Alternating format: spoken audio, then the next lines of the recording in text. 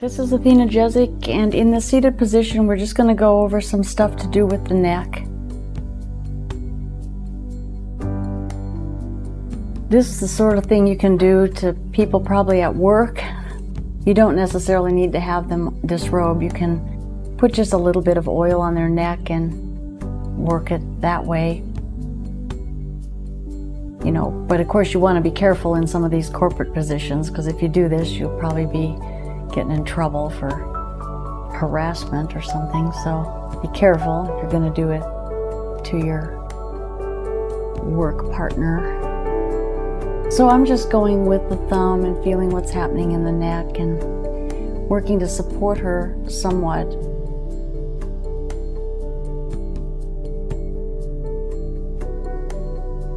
And the other side.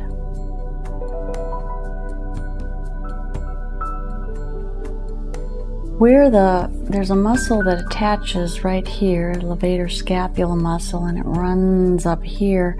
Its job is to lift the shoulder up and down, and that muscle is always a tough one because we tend to tighten that muscle, draw our shoulders up, and we are not even aware of it after a while.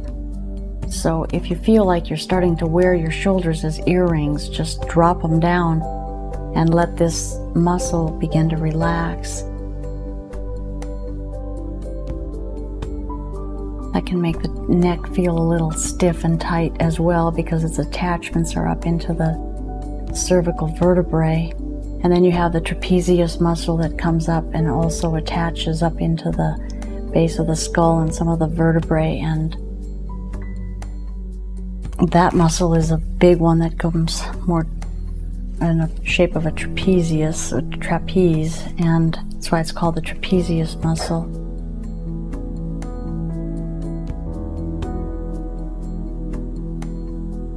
So that also works along with that other muscle to be tense, the erector muscle, or the levator.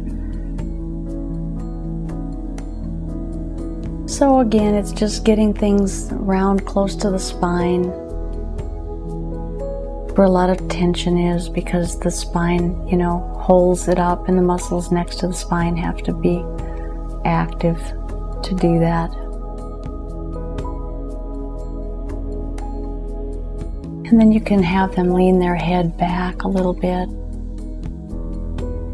and just do some neck rotations, just very carefully holding onto the chin and the side of the head. Just rotate the head around a little and maybe do some side stretches with the neck. Being very careful where you're taking it. And head rotations. Then some longer moves again into the muscle. I can feel Karina's muscles softening quite a bit. This has been a real stressful day for her.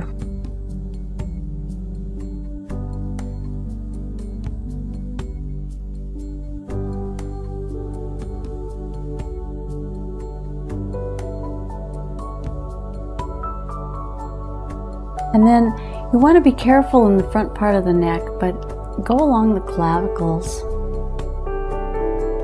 That's that bone, collarbone. And let some of the muscles relax there. You can go on a little bit on top of it and even have your fingers be a little bit alongside of it there on the top, and same with the bottom. And you want to be careful. Now if you want to go on the side of the neck, you just want to be very careful. There are some muscles in there that need some attention, but again, be very careful through there.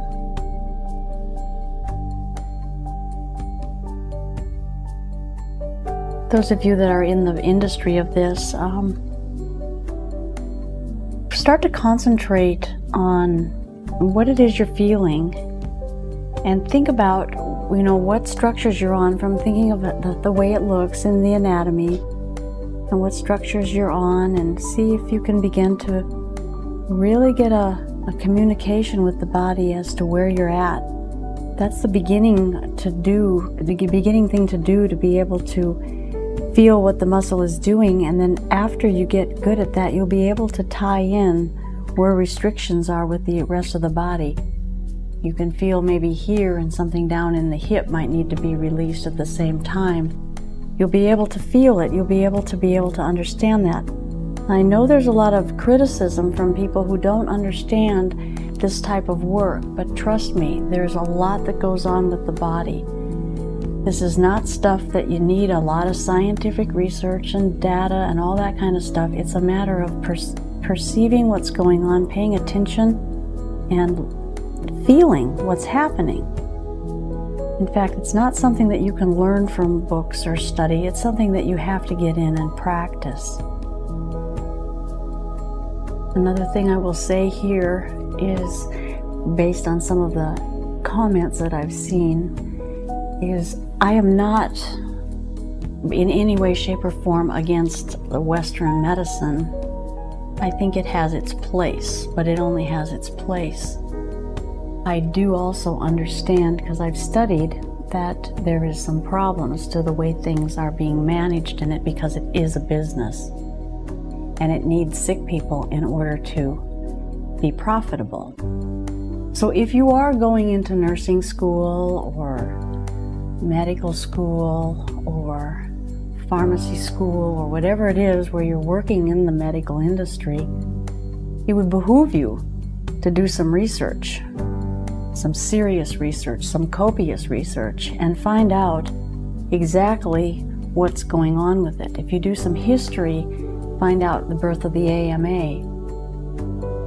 And be mindful of all that, because rather than having to be defensive or be triggered by something that might be derogatory about the Western model, if you understand it as a business and what's happening, and what's going to be happening is going to be getting a whole lot worse if we allow this healthcare stuff to go on. It's a personal responsibility to take care of ourselves. The body is there to be well. It wants to be well. But if you're going to fill your body full of a lot of stuff that's not good for it, if you're going to neglect your body and what it needs with little exercising and breathing and relaxing and all of that stuff, you're going to be sick. And I trust you, trust me, I will say you will not find any relief in a lot of medications for most things. It's only going to take you on a downward spiral. I've worked in this industry a long time, and I have seen damages that people have due to that industry more times than I care to even think about. A lot of that stuff was totally unnecessary. All it needed was some different types of treatment. So please do not make jest or criticism of something that you have not investigated. Albert Einstein did say one time that the height of all ignorance is criticism without exploration, or ridicule without exploration.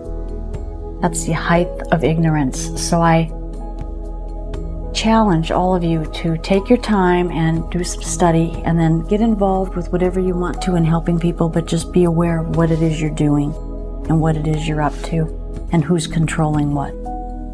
And with that, I will say thank you so much for this series, and see you next time. Thank you for sharing. Thank you for subscribing. And I think there's a little bell up there that you can hit that you'll get a notification every time we post. So if you want to, you can hit that too. But thank you so much for your support.